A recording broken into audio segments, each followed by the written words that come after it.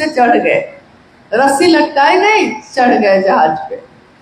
अब लोग जो है सरदार जी की बहुत शाबाशी उनको देने लगे, कहने लगे कि आपने कमाल किया, किसी को साहस नहीं हुआ कूदने का, आप कैसे कूद गए।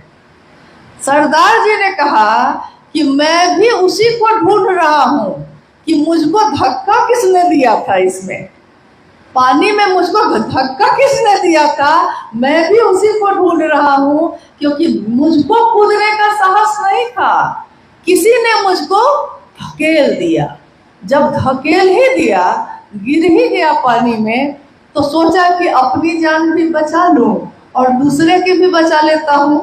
साहब ने कहा कि यार मेरे साथ भी ऐसा ही हो गया, मुझको नहीं पता कि क्यों, किसने मुझसे बुलवा दिया, लेकिन जब बुलवा ही दिया, शिवसी से बनाता हूं, तो अब मिजाज बना लिया कि जब बोल ही दिया है तो मर्द की जबान है, अब बदलेगी नहीं।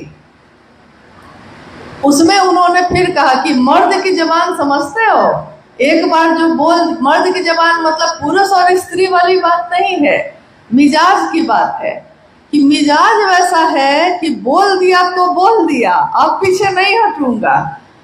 लेकिन ये शिवशिष्य का वादा है, ये शिवशिष्य की बोली है। नहीं तो एक अपराधी आया अदालत में, तो जज ने कहा कि कितने साल के हो तुम।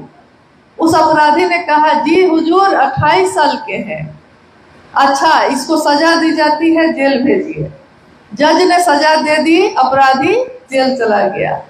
फिर जेल से छूटा, फिर कोई अपराध किया, पकड़ा गया, फिर से उसी कोर्ट में लाया गया उसको, लगभग 10 साल बाद। जज ने फिर पूछा उम्र क्या है तुम्हारी, तो उसने कहा हुजूर 28 साल। जज ने कहा कि क्या बोलते हो, तुम वही हो ना जो 10 साल पहले भी आए थे और फिर वही अपराध किया है और फिर आए हो, और 10 साल बाद मैं तुमसे पूछ रहा हूं कि उम्र क्या है तुम्हारी, तो तुम कहते हो कि हुजूर 28 साल। दिमाग ठीक है तुम्हारा।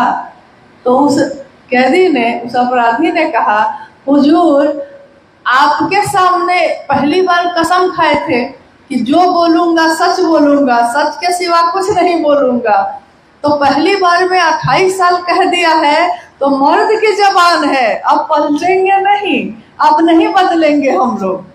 वही साहब ने कहा कि जब एक अपराधी ऐसा कर सकता है, तो मैं शिवकाशी सहाइंद्रानंद अपनी बात से अब वापस नहीं जाऊंगा। मैंने कह दिया, स्वीकार किया मेरे गुरु के सामने, मेरे महादेव के सामने कि मैं शिवशिष्य हूँ, शिवशिष्य बनाता हूँ, तो मैं अब पूरे जीवन यही काम करूं।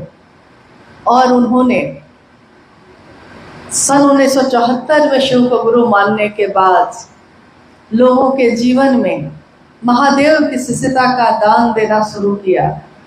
आज 2024, इतने वर्ष बीत गए, लेकिन कितनी तेजी से महादेव की शिष्यता बढ़ती ही चली जा रही है। अब ये है संगोष्ठी।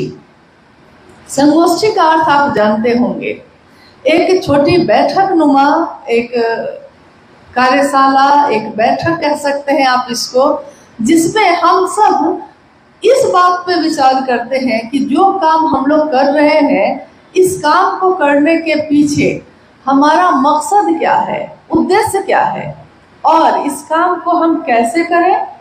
इस काम को करने के बाद इसका रिजल्ट, इसका परिणाम क्या होगा, क्योंकि हम अपने जीवन में जो भी काम करते हैं उसके पीछे कोई उद्देश्य होता है, और उद्देश्य की पूर्ति के लिए हम ज्ञान लेते हैं, ज्ञान को पूरा करने के लिए फिर हम काम करते हैं।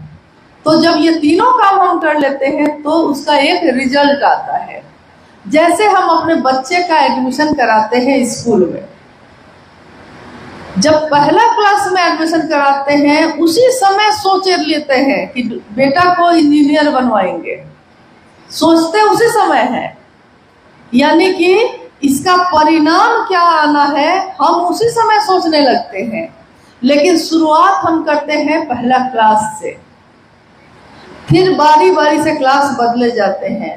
ज्ञान बढ़ता चला जाता है, परिमार्जन होता चला जाता है, कक्षाएं और ऊपर होती चली जाती हैं, स्कूल पास कर गया, कॉलेज पास कर गया, कंपटीशन में बैठा और एक दिन वो इंजीनियर बन जाता है।